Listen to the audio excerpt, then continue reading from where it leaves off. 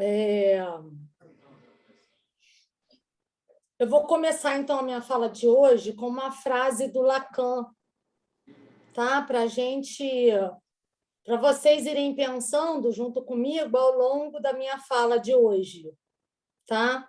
A frase é a seguinte: a questão do ideal está no coração dos problemas da posição do analista.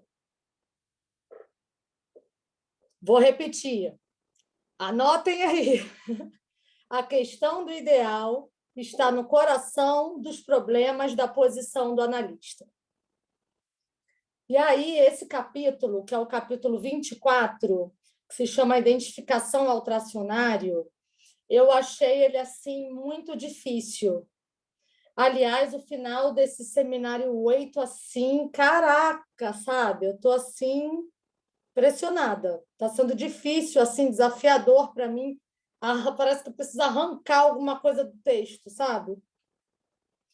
E aí, por que, né, que eu achei tão difícil? Porque eu acho que nesse capítulo, de uma vez só, o Lacan ele traz a problemática dos espelhos, ou seja, o narcisismo e as suas figuras, né? Eu ideal, ideal do eu,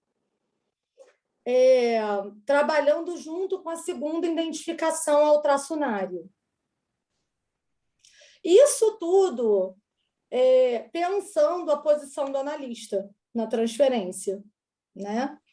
Então, eu achei bem desafiador.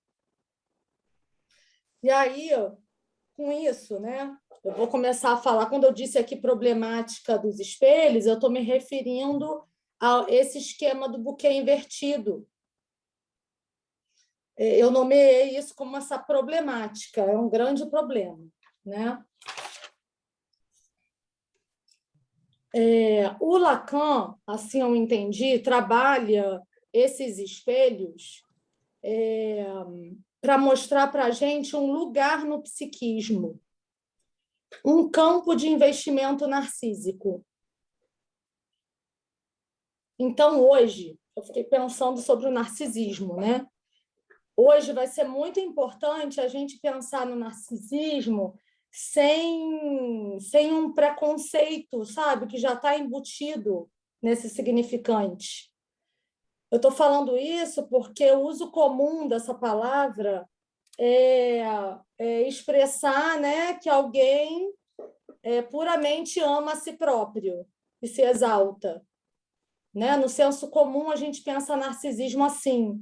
Aliás, na contemporaneidade, a gente tem ouvido muito assim, mãe narcisista, pai narcisista, o outro é sempre narcisista. Ninguém vira e fala assim, eu sou um narcisista. Esse é um ponto para a gente pensar. E para a psicanálise, o narcisismo ele diz respeito à constituição de uma imagem. Então, o sujeito, nesse momento, ele vai tomar posse, de alguma maneira, de uma imagem pela via da identificação e pela via do investimento que ele faz nessa imagem. Então, não necessariamente precisa ser uma exaltação, né? A gente vê aí, aos montes, pessoas identificadas, por exemplo, com a imagem depressiva, né? Tristonha. Então, o que eu estou querendo apontar é que não necessariamente a gente precisa pensar em alguém que se ama muito, né? Mas de alguém que investe numa imagem de si.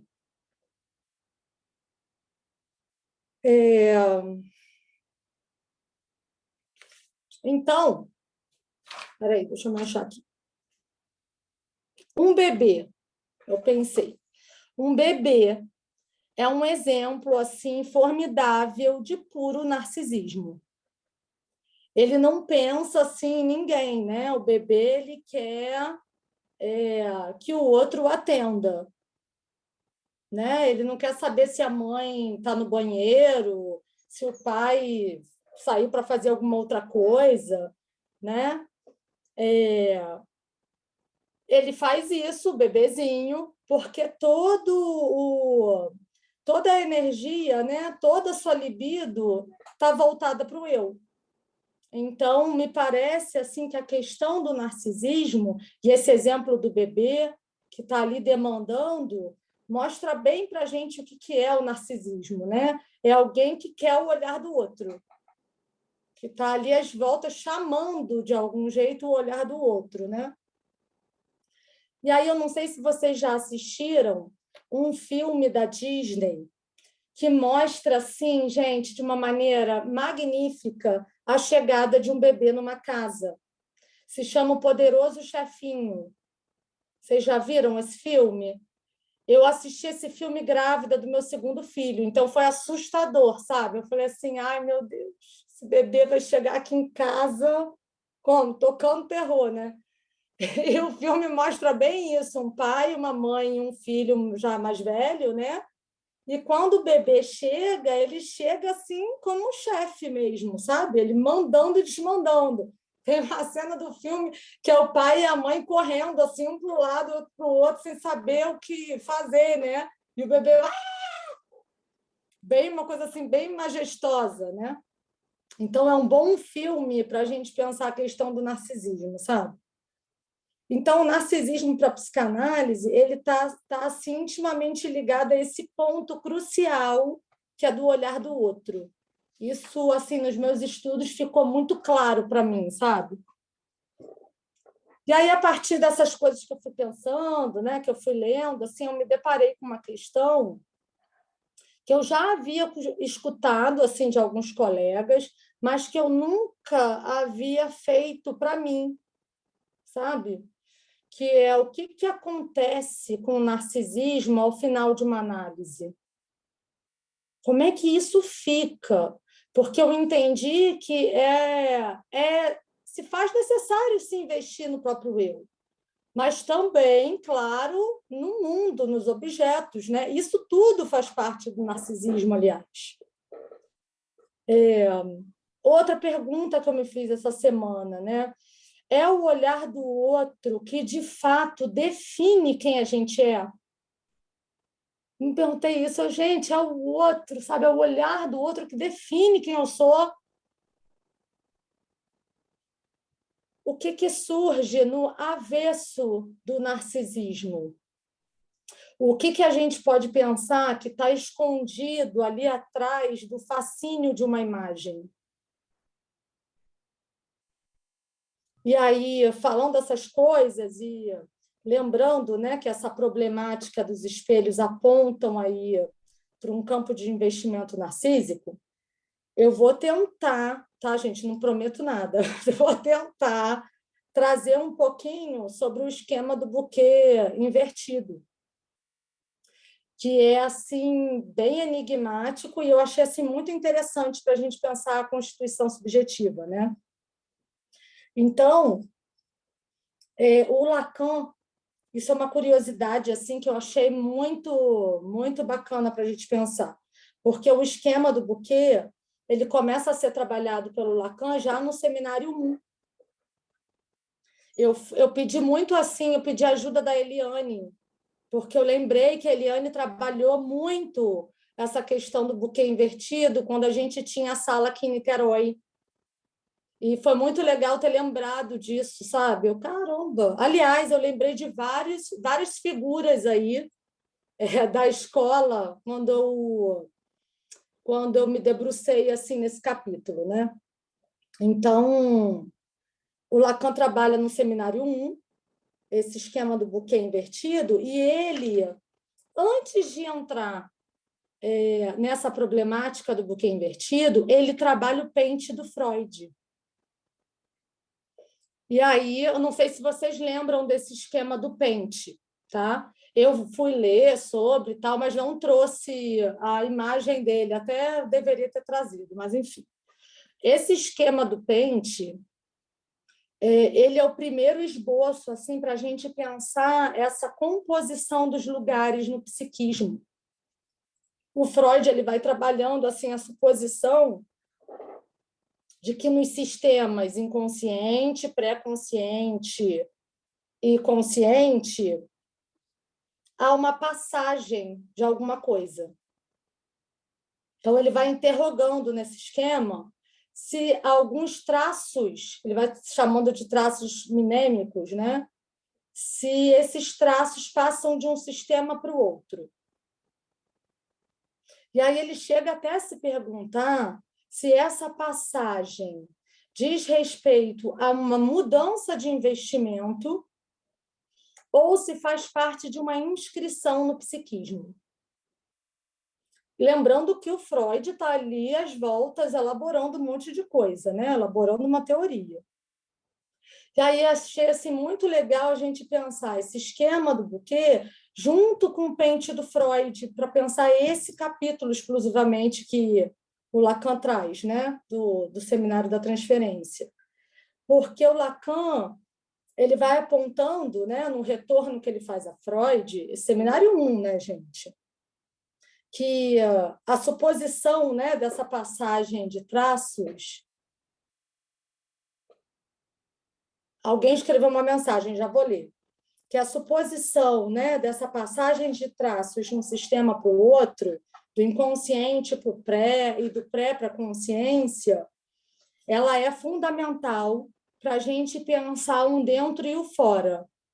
Lacan já vai colocando assim, né, que existe uma importância aí da gente pensar o movimento de alguma coisa que passa de dentro para fora. Aí eu já viajei um monte de coisa, né? Na própria assim, noção de introjeção e projeção que existe, que faz parte da identificação, né? Pensei muito assim no jogo dos espelhos, no jogo do Fordá, que é presença e ausência, né? Na noção assim de interior e exterior se fundando numa mesma superfície, no que o Lacan vai falar sobre a banda de Moebius. Isso tudo está ali na constituição subjetiva, né? E o Freud já está apontando isso para a gente lá no Pente. Então, parece que o Pente e esse esquema do buquê invertido, ele já é, de alguma maneira, assim, uma busca topológica, né? Para a gente pensar o sujeito. E aí, Alexandre, pode botar aí a imagem do buquê invertido, do esquema.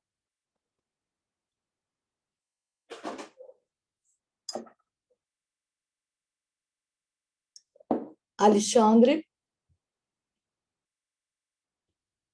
Tô fazendo está aqui, vendo. só um minutinho. Enquanto isso, eu vou ver alguma mensagem que alguém botou aqui. Vamos falar mais do lugar do narcisismo no sujeito. No analista, no final da análise, é muito importante. A gente vai falar, a gente está falando disso, estou tentando. Estamos falando disso.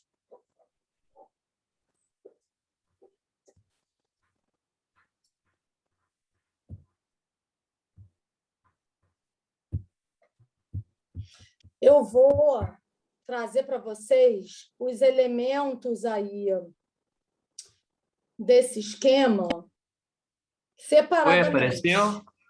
Para mim Apareceu, apareceu. né? Tá. Tá, eu vou trazer, então, os elementos separadamente, para depois a gente poder pensar em alguma coisa, né? Então, para quem não conhece, esse é o esquema do buquê invertido, né? Da ilusão do buquê. E, para quem conhece, conhecer outra vez. Eu peguei as informações, né, desses elementos no texto que está nos escritos, que se chama Observação sobre o relatório de Daniel Lagache. Lá, o Lacan também trabalha esse esquema, nesse texto. Então, vamos lá. Do lado esquerdo, acima, temos o sujeito. Vocês estão vendo aí? S barrado.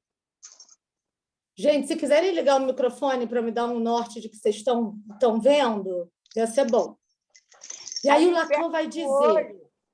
Ali perto isso, do olho. Perto do olho, S barrado. E aí o Lacan vai dizer assim, olha que maneiro, gente. Um olho que ainda passeia. tá? Do mesmo lado esquerdo, a gente tem um vaso, que o Lacan ele coloca assim, de autêntica cerâmica, que representa o corpo. As flores acima do vaso, também do lado esquerdo, representam os objetos. E aí ele coloca assim, desejos e instintos. E aí eu não sei se esses instintos é a pulsão, né? Mas estava assim nesse seminário, na tradução. É sim, Desejos é a e libido. instintos. É a né? libido, os Isso. objetos pulsionais, é exatamente isso. Eu imaginei. Então, temos aí essa configuração. Mas o que mais me chamou a atenção e que foi enigmático para mim, tá, foi esses pontos Y e Z. Vocês estão vendo? Que são os limites aí do espelho esférico, né? Esses limites do espelho esférico, o Lacan ele insiste em colocar uma coisa em todos os textos que eu li, do Seminário 1, esse do Daniel Lagache, do Seminário 8. Ele não cansa de apontar que se faz necessário aí certas condições para que o truque se dê. Ele usa esse significante, o truque, ilusão, fala. Não é Y e Z, é Y e X. Isso. Y e X. Eu estava igual uma doida quer aqui dizer, né? Ai, meu Deus. Y e X. Eu já cometi esse ato falando agora, estudando. Ó, Y e X. Obrigada, Tereza. O Lacan insiste que aí, nesses limites do espelho esférico, se tem condições para isso funcionar, para o truque funcionar, né? Então, truque não no sentido, né, gente, pejorativo da palavra, mas no sentido de uma ilusão mesmo. Então, para que uma imagem unificada, né, do vaso e das flores aconteça, né, vai ser necessário essa condição. E uma condição. Isso, para mim, é enigmático, tá, gente? Estou aqui com vocês para a gente pensar todo mundo junto. Essa junção, né, que aí eu já estou dizendo que está do lado aí direito, essa ilusão que já está aí sendo projetada, né, no espelho plano, tá? Que o Lacan vai denominar como grande outro, aonde está esse A maiúsculo, né? O Lacan vai dizer que aí é o campo do grande outro. E aí a ilusão só se torna possível se houver uma simetria entre a posição do olho, a luz numa posição correta e o espelho plano alinhado. Ou seja, o outro deve estar em simetria para que uma unificação do corpo se dê com uma imagem. Tá? É isso. Alexandre, pode tirar essa imagem que eu quero ver as pessoas. O Lacan vai dizer que essa imagem aí do lado direito é uma imagem real, tá? Que apesar da ilusão e do truque, ela não é uma imagem perfeita, ela é uma imagem que se mostra volumosa. Vou esperar voltar. Me dá uma angústia agora ficar olhando para essa... Vai, Alexandre, tira.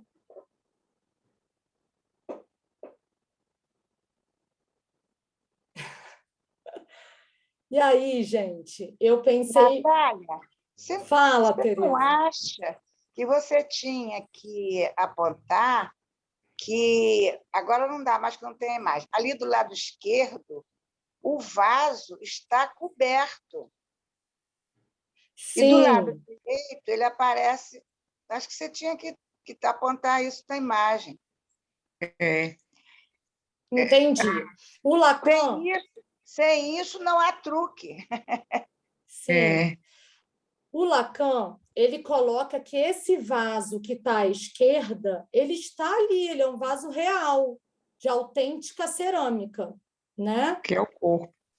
Que é o corpo. Gente, eu já falei isso, tá? Mas não sei ele se é vocês o não vaso ouviram. real. ele é o vaso da realidade. vaso- Exatamente. O vaso do lado direito é o vaso É um va- real. O lado Exatamente. é da realidade. E ele está dentro de uma caixinha. Ele Isso, não aparece.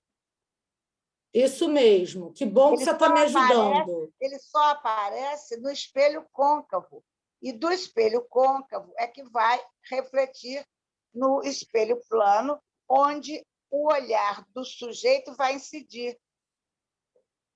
Isso que mesmo. precisa estar no Graças a Deus você está aqui, hein, Tereza? Ai, meu Deus, o que seria de mim? Bom, Tem uma outra fiquei- coisa que eu acho que é importante dizer, que ele fale. constrói esse esquema para ele falar da constituição do imaginário e ele vai falar dessa diferença entre a constituição do corpo próprio e justamente a identificação, a apreensão da imagem a partir do que lhe devolve o outro. Então, Ei, gente, o que calma, tá você em está jogo- contando todo o truque. Você está contando todo o truque. Espera aí que eu vou, Não, deixa porque eu eu falar. acho que isso é importante para quem não tem familiaridade com esse esquema, entender que o que está em jogo aí é a constituição do corpo próprio e a identificação, ou seja, o reflexo disso na A imagem. imagem do corpo, ou Isso. seja, o próprio eu. Né? Isso, de um corpo O que está em jogo é a significante também. constituição do eu, exatamente isso. Não é Isso. do Constituição imaginária do eu, Não, é Renata. isso. Eu, Vamos eu lá, ideal gente. e ideal de eu. É isso Deixa que ele eu está falar, gente. Ó, eu Mas, gostei. olha, espera um instantinho, Natália. Você já colocou o corpo significante aí. Calma. Calma, que aí não tem corpo significante, não. Mas deixa eu contar a história. Conta a história, Poxa! Natália. Conta a Calma, história. vocês estão com pressa. Então, vamos lá, gente. Eu fiquei pensando... Vocês me desconcentraram, gente. Então, vamos lá. Eu fiquei pensando numa mãe e num bebê, né? Vamos lá. Vamos pensar na mãe com o seu bebê. Porque eu achei, assim, essa coisa do olho que está ali flutuando, né, como o Lacan colocou, de que, de algum jeito, há aí, nesse momento, uma ligação entre a voz e o olhar, né? Então, entra-se aí a função do grande outro. O Lacan, nesse capítulo, ele está assim, apontando que essa função de terceiro vai ser essencial para a gente pensar nessa constituição do eu, né? Que é o eu, o grande outro e o outrinho. Né? Então, de que é fundamental a gente pensar nesse espelho plano que está ali, porque sem esse espelho plano, nada disso vai funcionar. Né? Tem algum barulho, gente, aí no fundo, hein? Então, é na medida, né, que o grande outro ele intervém na relação do eu com esse pequeno outro que algo pode vir a funcionar. O Lacan usa um significante assim que eu achei bem legal. Ele fala que alguma coisa se fecunda, tá? Que diz respeito à relação narcísica. Alguma coisa aí se fecunda, se origina, então, né? E aí eu vou ler para vocês. Gente, eu tentei arrumar um jeito de falar isso, mas eu falei, leva-se melhor. Está na página 342. O Lacan fala assim: vamos exemplificá-lo num gesto da criança diante do espelho. Gesto da criança, hein? Gesto que é bem conhecido e que não é difícil de se observar. A criança que está nos braços de um adulto é confrontada expressamente com sua imagem. O adulto, quer o compreenda ou não, se diverte com isso. É preciso dar, então, toda a sua importância a esse gesto da cabeça da criança que, mesmo depois de ter sido cativada pelos primeiros esboços do jogo que faz diante de sua própria imagem, volta-se para o adulto, que a carrega, sem que se possa dizer, sem dúvida, o que espera disso, se é da ordem de um acordo ou de um testemunho. Mas a referência ao outro vem desempenhar aí uma função essencial. Não é forçar essa função articulá-la dessa maneira e situar, assim, aquilo que se ligará, respectivamente, ao eu ideal e ao ideal do eu, na constituição do desenvolvimento do sujeito. É bem legal essa passagem, né, gente? Porque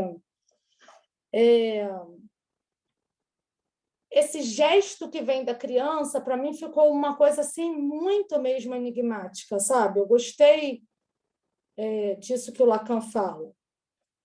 E que é claro que isso não é sem o outro, né? Então, ficou para mim essa questão mesmo. É da ordem de buscar uma concordância ou é um testemunho? Enfim. E aí, a partir disso, a gente tem que pensar mesmo nessas figuras do narcisismo, né? Eu ideal e ideal do eu. Gente, eu estou assim, passeando ainda, tá? Com isso. Então, para mim, é difícil falar dessas figuras, né? O eu ideal estaria ali para o narcisismo primário, né? E o ideal do eu para o narcisismo secundário, depois do recalque. Da vez passada, para quem não estava aqui, eu falei bastante sobre o eu ideal. Não, sobre o ideal do eu. Então, está lá no YouTube, para quem quiser assistir. E aí, mesmo a gente pensando, né, essa problemática aí dos espelhos, com esses elementos diversos e separados, separadamente, é mais importante a gente pensar que isso tudo está agindo junto, sabe? Então, ai, Tereza, depois eu vejo essa pergunta, se eu vou me confundir. Isso está agindo junto. É um disco, parece. Está ali, está tocando tudo junto, sabe? Então, o interessante da gente pensar esse esquema do buquê é a gente pensar nesse arranjo, tá? Na composição geral daquilo ali, o que é muito difícil de pensar assim, né? E, como eu disse no início da minha fala, a Onesir me deixou com esse significante que ela grifou para mim, assim, a partir da minha fala, que é da composição. Né? De fato, assim, eu tenho me deparado com esses conceitos, comecei a falar sobre transferência e eu, caraca, tem uma psicanálise inteira para falar da transferência, né? Então, a gente não consegue falar de uma coisa sem falar da outra, uma articulação, sabe? Isso está aí, né? Quando a gente estuda a teoria, tá? Então, eu fiquei pensando assim, essa articulação entre as posições, os lugares, a instância, né? As instâncias, as figuras, esses nomes, né, que a gente tem desses conceitos. Isso é muito interessante também. Por que se chama instância e outro se chama figura? Por que se chama lugar e não posição? Né? Uma coisa que está dentro da outra, assim, parece. E o ponto alto assim desse capítulo é quando o Lacan, ele de alguma maneira faz convergir a partir do lugar do outro, do lugar do tesouro dos significantes, desse lugar que é de uma função terceira, a noção de significante e a de traçunário. Assim ficou na minha leitura. Elas são funções assim que se entrecruzam, mas me deixou um pouco confusa isso, porque o Lacan vai dizer que elas não se equivalem, que o traçunário, pelo menos aqui no Seminário 8, ele vai dizer que é um signo. Então, o tracionário ele é o elemento que, de alguma maneira, vai ordenar toda a cadeia significante.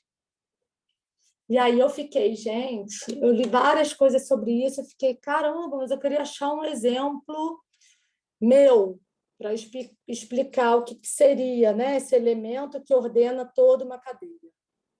E aí eu passei o feriado pensando nisso. O que eu poderia trazer como exemplo? E o meu sogro faleceu há pouco tempo, ele era pintor. E quando começou a quarentena, ele começou a fazer uma série de aquarelas que se chamava Da Minha Janela. E aí ele trancado em casa, né, com minha sogra, ele foi fazendo aquarelas da janela dele. E saíram diversas aquarelas. E aí eu pensei que esse seria um exemplo bacana para trazer que talvez aí o traço único seria esse da janela, completamente abstrato, né? Ele fez fez uma série de aquarelas a partir da janela. Então pensei nisso. Falei, gente, esse é um belíssimo exemplo. Então, o traçunário ele vai sustentar o valor do significante. Mais à frente, acho que mais à frente, faltam 2 capítulos para terminar esse seminário da transferência, mas o Lacan vai falar desse valor. Isso custa caro. Eu estou entendendo assim, que isso é o que custa mais caro. Então, seria esse traço distintivo, né? Um traço que vai inscrever a diferença e que vai fazer com que cada significante da cadeia tenha o valor de 1. Deixa eu ver a hora, gente. Ainda tem bastante tempo. Então, essa identificação ao traçunário, ela faz parte aí, me parece, de um registro mais simbólico, apesar de que não podemos separar aí os registros, né? Eu estou tentando apontar aqui que está tudo funcionando junto, sabe? Está tudo junto. Mas é uma identificação mais ligada ao simbólico.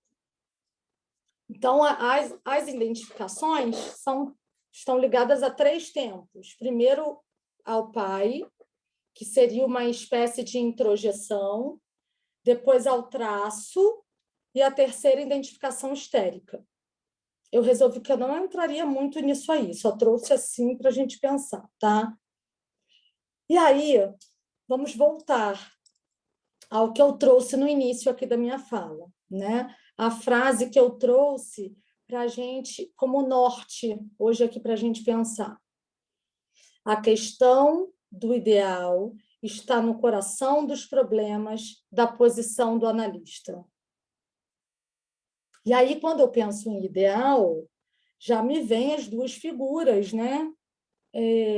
Narcísicas, eu ideal e ideal do eu. O Lacan ele vai dizer que o ideal ele é um substituto narcísico, né, da infância. Que se, por um lado, o eu ideal, que é esse ao qual o sujeito não tem acesso, né, é muito primordial aí, se, por um lado, né, esse eu ideal é uma instância onde o sujeito ainda era objeto para o outro, é o momento do autoerotismo, Natália. Isso. O ideal tem a ver com o autoerotismo. Isso. O narcisismo ele está ali entre o autoerotismo e a relação objetal, né? Exato. Gente, para mim foi tão difícil entender essa coisa uma dentro da outra, sabe? Que a identificação estava ali, que, enfim, isso foi muito difícil mesmo para entender. Tive que pegar e sair lendo os textos, sabe? Fazendo anotação, estudando. Porque o sujeito, nesse momento, na verdade, ele ainda nem é sujeito, né? Ele está se constituindo. Uhum. Então, ele é objeto, para início de conversa, ele é objeto, mas ele toma como objeto tudo o que tem a ver com o seu entorno, é objeto. Só que a questão aí que o Lacan vai falar, e ele vai falar isso a partir dos textos sobre narcisismo em Freud e também sobre os 3 ensaios, ele vai dizer que é um momento onde ele chama de uma, como é que se diz? Introjeção. O sujeito ele apreende algo e expulsa algo ao mesmo introjeção tempo. e projeção mesmo. Ele chama de... como é que é? É uma incorporação, ele usa um termo, é uma incorporação e, ao mesmo expulsão. tempo, é uma expulsão. Da ostose, Isso. mas ele vai usar um outro termo específico para falar isso. E que tem a ver com a banda de médiuns, tá? Isso vai ter a ver com a banda de médiuns. Então, eu estou tentando, Tereza, até intrusão exclusiva, isso. eu acho que é algo assim. Eu estou tentando apontar para isso, é uma coisa mebiana, essa Constituição. Sim. Então, é difícil, porque a gente fica tentando botar em ordem, né? Então vem isso, depois vem aquilo. Não! Está dentro e está fora, sabe? Está na mesma superfície. E isso é fundamental, porque isso na verdade, cria a possibilidade depois de simbolização. Mas primeiro o que você tem e não é à toa que é o Seminário 1, como você citou, a constituição necessária do imaginário.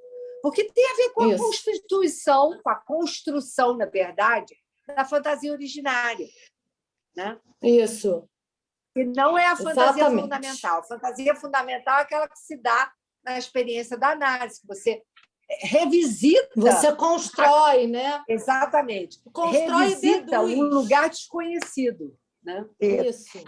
Esse lugar aí do eu ideal, que ele não tem acesso, é sobre ele que todo sujeito vai tentar colar imagens e promover, portanto, o ideal de eu. Isso. Vou falar disso agora. Mais do que uma tentativa de dar configuração a isso que não tem configuração, porque ele ainda era objeto. Agora, eu queria dar um pitaco aqui, se a Tereza concorda. Deixa eu terminar. Vai. Eu até estou gostando de vocês intervirem assim. Ficou legal. Vou falar e ouvir esses ecos. Mas deixa eu falar rapidinho. Vou falar depois. Tá. O Lacan, ele vai dizer que o ideal do eu é uma mola. Nunca tinha ouvido isso, mas ele diz isso, que desempenha um papel de mola e que vai ser o ponto assim axial que produz o fenômeno da transferência. Gente, se eu tivesse lido isso antes, estou 1 ano e meio tentando entender. Quando eu li isso, então é isso, como se eu tivesse entendido tudo, né? Mas então, né? É no lugar de ideal do eu que, de alguma maneira, o analista ele vai ser convocado a comparecer, né? Aparecer. Não quer dizer que ele tenha que comparecer, né? Aí. E isso tem a ver com essa função do grande outro, né? Porque o analista ele é convocado nesse lugar de grande outro. Mas o analista está advertido, né? Isso eu estou falando de um analista, assim, né? No final da sua análise, sei lá, o que é um analista, né? Mas ele não vai cair nesse truque, né? O amor é um truque. Minha conclusão de hoje, o amor é um truque. E o analista ele não se deixa cair nesse truque. Talvez ele se deixe cair, né? Se deixe cair nesse lugar de quem não sabe aonde aquilo vai dar, né? O que aquele sujeito vai fazer aí com os significantes que vai sendo trabalhados, né? E tudo mais. E aí tem um ponto importante desse capítulo, que é o Lacan, a partir dessa noção de traçunário, ele quer desfazer essa confusão que os pós-freudianos fizeram. Então, parece assim que ele tira do chapéu essa cartada do traçunário, o Lacan, sabe? Para dizer assim, olha, toda essa referência aí de projeções imaginárias, né, não tem muito fundamento, tá? Porque cada análise vai ter um final. Cada análise é única.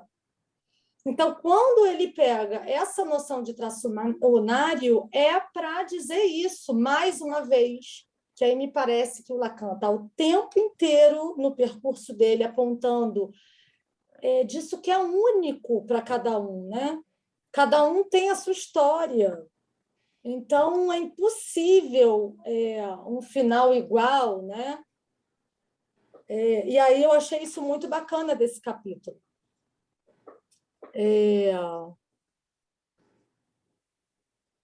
Então, olha só, né? O engano que caiu aí, né? Que caíram os pós-freudianos, né? Eles caíram justamente no truque do amor. Impressionante. Então, de fato, o Lacan ele tem razão em dizer que é a questão do ideal que está no coração do problema da posição do analista. E aí eu pensei assim, que é a questão do ideal que está no coração do problema da transferência também, né? E aí eu vou terminar com algumas perguntas. Qual a posição que o analista deve ocupar? Né? Porque não tem a ver com essa posição que o paciente demanda, né? Então, qual é? Para mim, é um enigma, tá? Então, é isso.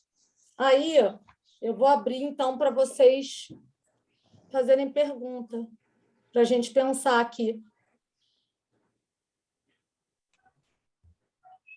Natália, Tereza Meloni. A Unesir estava com o microfone aberto. Eu não sei se ela quer falar ou se foi abriu por engano. Não sei. Você quer falar, Unesir, depois da Tereza Meloni? Ou foi... Não, eu quero escutar. Eu ok. quero escutar. Obrigada. Então, Tereza Meloni, por enquanto. Onesi, você está aí. Prazer ter você ouvindo a gente e também participando. Mas sempre Natália, eu estou aqui. Parabéns. Ok. Parabéns, Natália, pelo empenho, pelo esforço desse trabalho de articulação que você está fazendo tijolinho por tijolinho. Eu coloquei aí, num determinado momento da sua fala, que você falava do tracionário, perguntando, né, pensando aqui, se... e depois você até falou que o Lacan, nesse momento, ele faz um retorno a Freud, tentando apontar o engano dos pós-freudianos, né? E eu acho que, para entender essa sua fala agora, para enriquecê-la, para fundamentá-la, é importantíssimo voltar aos textos da metapsicologia freudiana, Recalque, Pulsão dos Seus Destinos, o próprio inconsciente, porque esse tracionário, se não me engano, é correlativo ao Wiederholungswahn, que como você disse, é simbólico, mas não é significante. Ele fica fora da cadeia de significação. Ele não faz história. Eu não sei se a gente pode dizer que, ao apontar a função do tracionário, o Lacan está dizendo que cada um tem uma história, porque a característica do tracionário é exatamente não comparecer, enquanto presença, na cadeia significante. O efeito dele é de ausência. É a ausência dele que faz com que a cadeia deslize, né? O significante sempre remeta a outro significante. Eu só queria lembrar isso para as pessoas que estão, enfim, acompanhando, mesmo, muito bonito esse seu trabalho. A metapsicologia freudiana, porque o Lacan está realmente no início aí, né, no seminário, pegando essa parte do imaginário e tal, ele se apoia bastante na metapsicologia freudiana. Obrigada, Tereza. Aliás, eu lembrei muito também de uma aula sua anos atrás, que você falava da marca e do traço. Isso me ajudou, porque me marcou a pensar a marca como o tracionário. Aí lembrei disso esse final de semana. De volta, porque eu já não lembro mais. Mas muito obrigada, viu? Eu acho mesmo assim que eu estou de tijolinho em tijolinho, sabe? Desisti de fazer casa de palha, estou agora na casa de tijolinho. Aí é mais devagar, né? Vou olhar aqui no... Muito bom, Natália, muito bom mesmo. Quem é, gente, que está falando? É Valéria, Ver. é Valéria. Oi, Valéria. Muito Nome da minha bom. irmã. Muito obrigada, hein? Oh, muito Você tem legal. vindo aqui? Natália, Oi. Natália, uma coisa que me fez pensar, quando fala do narcisismo, dessa constituição do corpo próprio, né, que se reconhece através do outro, me fez pensar no espelho do velho, que é o espelho quebrado, né? O velho, o espelho dele é um espelho quebrado, né?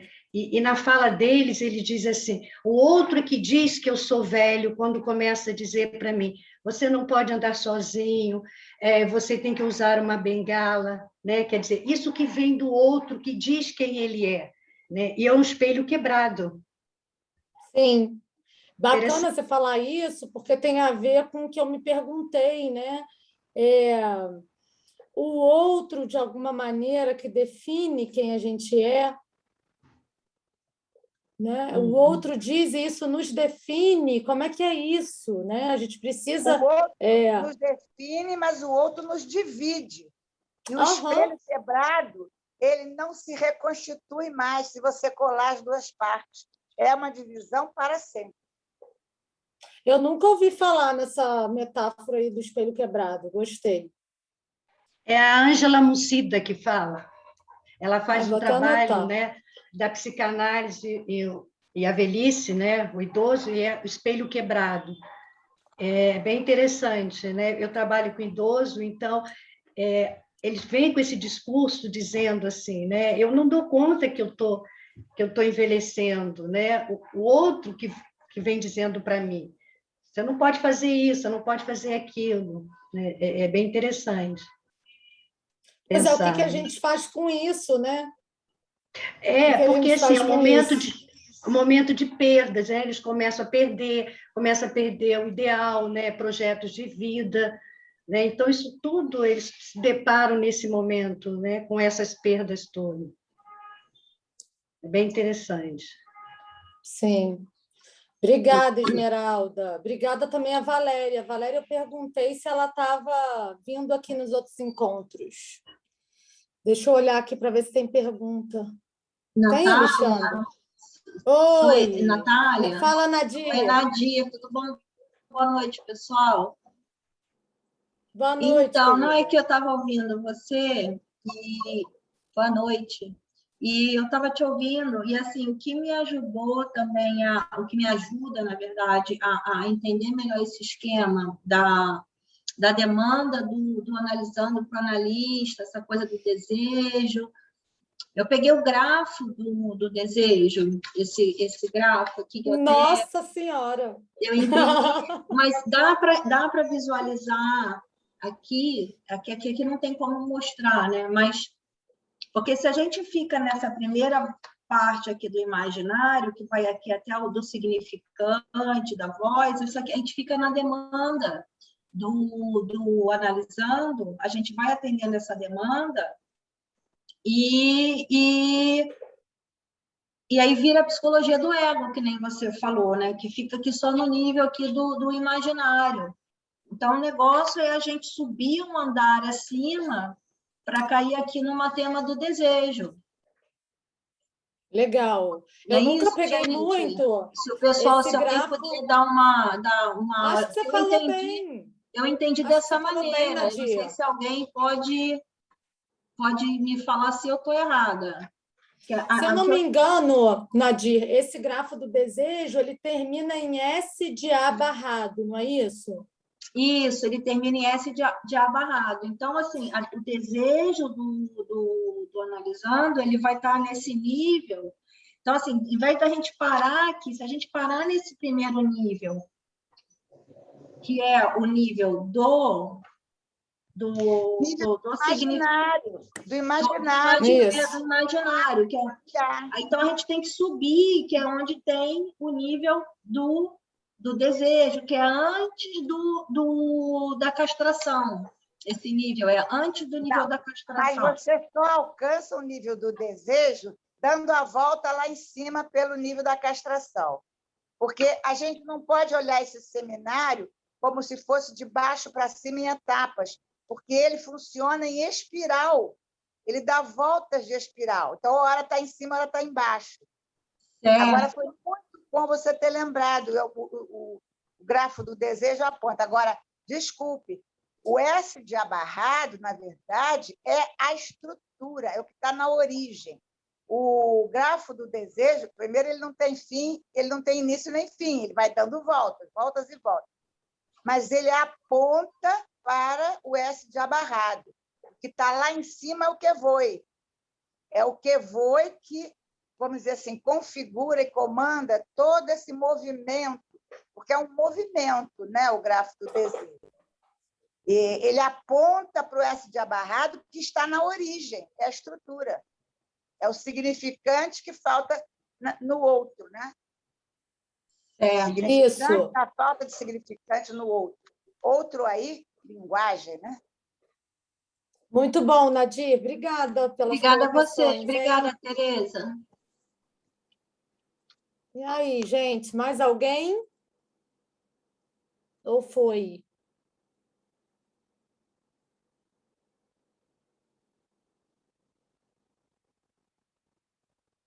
Muito obrigada, viu, pela presença aí de vocês e por esses ecos. Anotei tudo aqui para estudar, tá? Então, até daqui, acho que, sei lá, daqui uns 20 dias, um mês, né, Abílio? Isso, outubro, mais ou menos isso, né? Entre 20 dias e um mês. Aí vamos ver. Outubro tem, eu não sei ainda, outubro tem uma semana de feriado, né? Que é aquele feriado escolar. A gente precisa ver isso. Tá bom, gente, obrigada. Mas muito bom, Natália, muito bom. Parabéns. Obrigada. Agora vai ser a Tereza Nazar, né? Isso, Tereza Nazar, 7h15. Voltem para cá. Obrigada, gente. Um abraço. Beijo.